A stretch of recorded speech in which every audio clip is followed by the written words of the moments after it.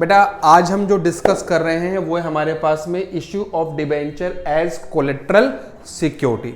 सबसे पहली बात, इस कंसेप्ट का मतलब क्या होता है। बेटा मान लो कंपनी अगर बैंक से लोन लेती है, ठीक है, अगर बैंक से लोन लेंगे तो ऑब्वियस सी बात है हमें बैंक के पास कुछ सिक्योरिटी गिरवी रखवानी पड़ेगी, ठीक है। तो यहाँ पर हमसे बैंक कहता है कि भैया मान लो कंपनी ने अपनी लैंड और बिल्डिंग बैंक के पास गिरवी रखवाई, ठीक है, लेकिन बैंक वहाँ पर संतुष्ट नहीं है, तो बैंक उस लैंड एंड बिल्डिंग की सिक्योरिटी के अलावा भी सिक्योरिटी कहीं ना कहीं कंपनी से एक और मांग सकता है। तो उस केस में जो लैंड एंड बिल्डिंग होती है वो हमारी होती है प्रिंसिपल सिक्योरिटी। क्या होती है मेरे पास में? Principal security.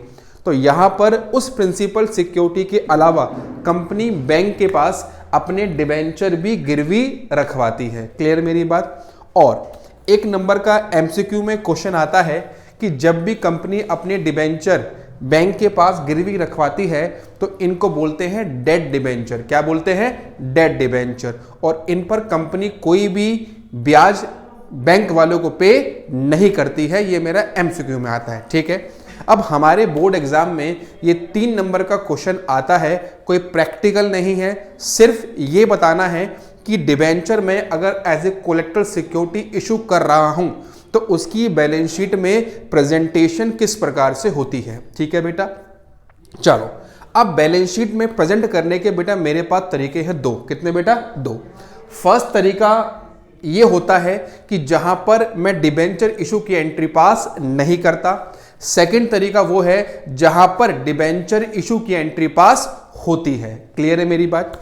बेटा मैंने यहां पर एक क्वेश्चन लिया है। क्वेश्चन ये कह रहा है कि यहां पर एक कंपनी एक्स लिमिटेड है जिसने 8 लाख का लोन लिया है बैंक ऑफ बड़ौदा से, और इसके अलावा उसने 9% के डिबेंचर 100 रुपए ईच मेरे पास में कंपनी ने as a collateral security issue करे हैं। कितने करें बेटा? 10,000 डिबेंचर। कितने करें sir? 10,000 debenture as a collateral security company ने बैंक के पास गिरवी रखवाए हैं। तो यहां मैं फर्स्ट मेथड लूंगा जहां पर मैं डिबेंचर इशू की एंट्री पास नहीं करूंगा। सेकंड लूंगा जहां पर मैं डिबेंचर इशू की एंट्री पास करूंगा। क्लियर है मेरी बात? पहला केस बेटा, अगर मैं बैंक से लोन लेता हूं तो ये बैलेंस शीट में कहां पे आता है बेटा? ये बैलेंस शीट में मेरे पास में आता है non current liability. Non current liability का मतलब होता है लंबे समय के लोन्स, ठीक है मेरी बात। और नॉन करंट लायबिलिटी के अंदर भी कहां पे आता है? लॉन्ग टर्म बोरोइंग में। आप चैप्टर पढ़ोगे 3rd बुक के अंदर मेन हेड और सब हेड, जहां मैं आपको बताऊंगा कि बैलेंस शीट का पूरा फॉर्मेट बनता किस प्रकार से है मेरे पास में। This is main head, this is सब हेड मेरे पास में, ठीक है। तो यहां पर कितना लिखा बेटा मेरे पास में? 8 लाख रुपए। अब ये 8 लाख कैसे आया? क्योंकि आपने बैंक ऑफ बड़ौदा से 8 लाख रुपए का लोन लिया है। यहां केवल एक इंफॉर्मेशन में यह मेंशन किया जाएगा कि हमने 9% डिबेंचर 100 रुपए के each as a collateral security भी इश्यू कर रखे हैं, ठीक है। मैं दोबारा बोल रहा हूं, जब कंपनी डिबेंचर इशू करती है एज ए कोलेक्टरल सिक्योरिटी तो पहले केस में डिबेंचर इशू की एंट्री पास नहीं होगी। केवल एक लाइन में इंफॉर्मेशन में यह बताया जाएगा कि हमने debenture as a collateral security issue कर रखे हैं। That's all. यह है मेरी पहली मेथड की प्रेजेंटेशन। दोबारा बोल रहा हूं, केवल वही आइटम दिखाया जाएगा जो लोन से संबंधित है। क्लियर है? अगर मैं सेकंड पार्ट लूं मेरे पास में, यहां पर मैं डिबेंचर के इशू की एंट्री पास करूंगा। सर उसकी एंट्री क्या होगी?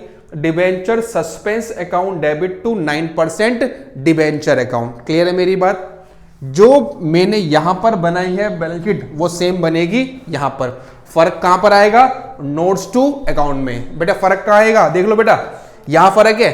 फर्स्ट में क्या होगा? सेकंड में डिबेंचर इशू की एंट्री करूंगा तो ऐसे बनेगा मेरे पास, ठीक है, और नहीं करूंगा तो ये, और करूंगा तो ये वाला मेरे पास में, ठीक है। तो फर्क केवल कहां है? नोट्स टू अकाउंट में मेरे पास में।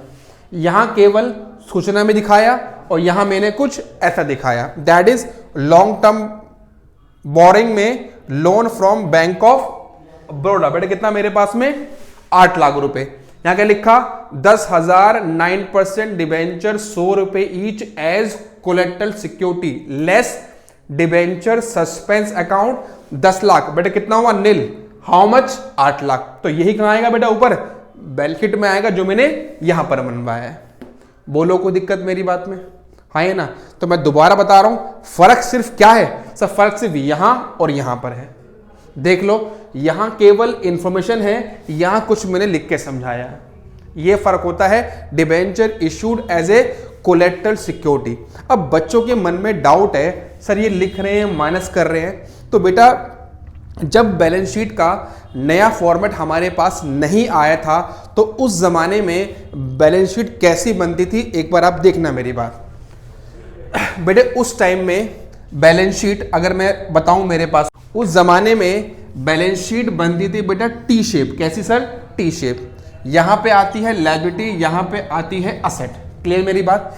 जब भी कंपनी डिबेंचर इशू करती थी एज ए कोलेक्टल सिक्योरिटी और वो डिबेंचर की एंट्री अगर दिखा रही है तो वो पहले कैसे प्रेजेंट करती थी मैं आपको ये बता रहा हूं ताकि आपको ये पिक्चर क्लियर हो सके मेरे पास में।